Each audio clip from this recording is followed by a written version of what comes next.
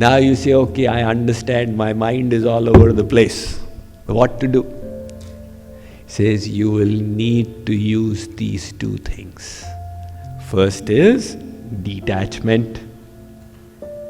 Why detachment? Because without detachment, your mind will cling. And when your mind clings to something, that is what comes to your mind again and again and again. So you will have to learn to release the things. One person was going with his cow. They came to Guruji's ashram. Guruji said that, does the cow belong to you or do you belong to the cow? He said, Guruji, how insulting. The cow belongs to me. Guruji said, no, you belong to the cow. He said, how come, Guruji? He said, release the cow and see. He released the cow started running. This person began running behind the cow. So finally he caught up and brought it back. Guruji said, look, your attachment is making your mind cling to the cow. Raja Janak asked his guru, what is Maya? So Guruji went and grabbed a tree. Hugging the tree, he began crying, leave me, leave me. Now Raja Janak said, what is wrong with Guruji today? He is a very normal person, but he is behaving so abnormally. Nevertheless, he is Guru, I should not say anything. But after 5 minutes, Guruji was still going on, leave me, leave me. Raja Janak said, Gurudev, if you don't mind, the tree is not catching you, you are catching the tree. So Guruji said, this is what is Maya. We are saying the world is catching me. World is not catching you. You are catching the world through your attachments. The saints also come in the same world. And how do they work? Karmanyevadhikaraste ma phaleshu gadachana. They do their duty without attachments and they don't have any disappointments, any frustrations because they never had any expectations. So if you wish to bring your mind under control, you will have to cultivate vairagya. That is one thing he says. And the second tool he says, you will have to practice. So it's not, the mind is not a matchstick that you will just burn it off. You will have to subdue it by repetitive practice. As the saying goes, that genius is only 1% inspiration and 99% perspiration. As one English poet said, the lives of great men were not made by sudden flight. But while their friends slept, they were working upwards in the night. Everything, every skill that you master was a consequence of practice. We have the example of a great grammarian in Sanskrit called Varadaraj. So Varadaraj, when he was put in his Guru's ashram, he just could not understand what Gurudev was teaching. And Gurudev would say that you can't even understand this, how will I teach you? And Varadaraj, the little boy, got discouraged. It's not in my capacity. So one day he ran off from the Gurukul. And he came, as he was walking off, he came to a village. Now he was thirsty. There was a well and some ladies, they were washing their clothes, filling the water in the buckets. In those days, there was no tap water in anybody's home. So the stone wall of the well had a groove. He asked a lady, how did this groove get created? The lady said, that rope, the grass rope, its repetitive movement caused the group. Vardharaj said that grass cut stone. Rasari avat jata hai, silate hot nishan, karat karat abhyasate jadmati hot sujan. If grass can cut stone, then practice can make me also a scholar. He got hope and he went back to Guruji's ashram and he started practicing.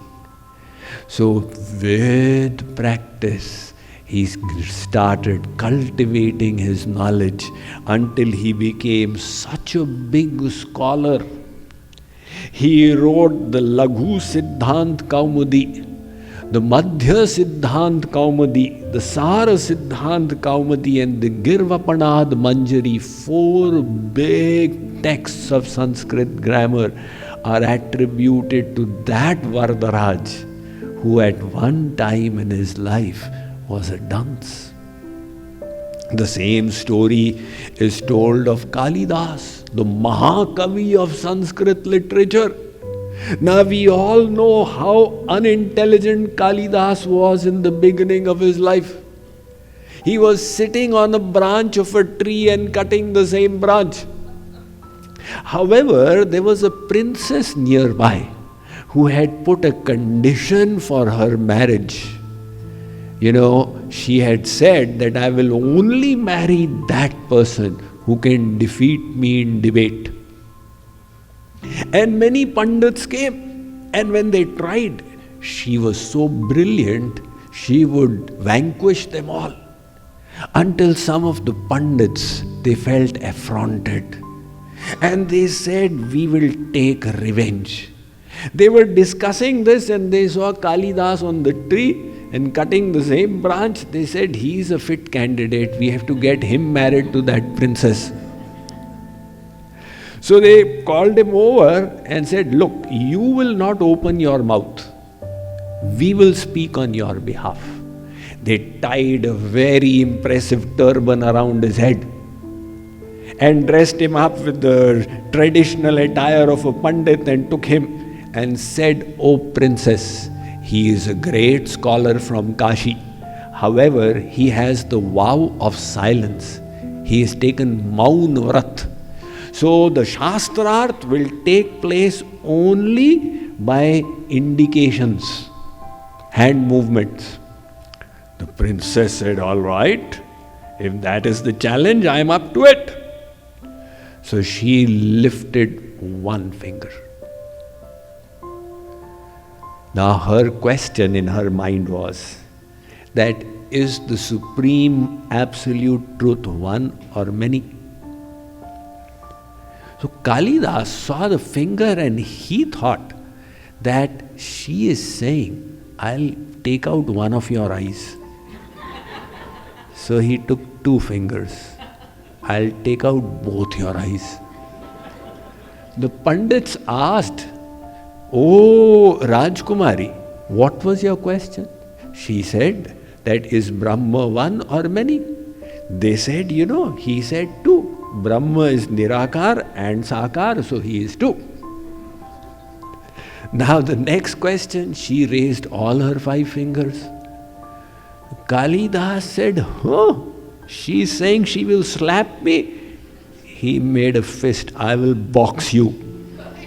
The Pandits asked, what was your question? She said that the 5 senses are troubling the soul.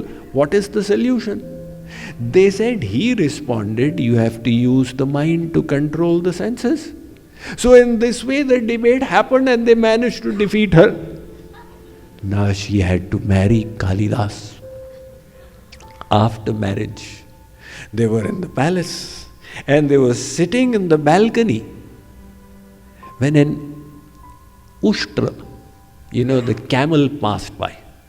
So Kalidas saw that and said, Uttara, Uttara, Uttara. Rajkumari looked at him and said, oh my God, he's a complete buffoon, I have been fooled. So she pushed him down the stairs. He went rolling and fell on the ground with a thud. But there was a temple of Mother Kali there. He bowed down to the Divine Mother and made a resolve.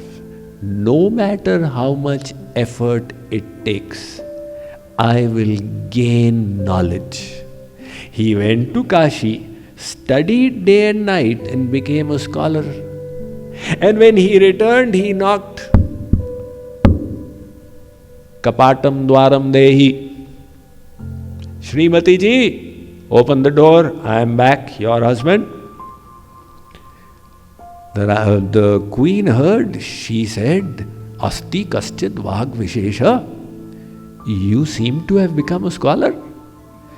Kalidas used the 3 words of his wife, Asti, Kaschit and Vag Vishesha, to start his 3 Mahakavyams, Kumar, Sambhav, Shakuntalam, etc. 3 Mahakavyas from those 3 words. So how did he reach there? It was practice, practice, practice. Kshanasa, Kshanaso Vidya, Kanasah, Kanaso Dhanam. If somebody becomes a billionaire, it's by saving 1 dime at a time. If somebody becomes learned, it is by using one moment to gather knowledge. So Maharshi Patanjali says here, if you wish to control your mind, remember these 2 sutras, detachment and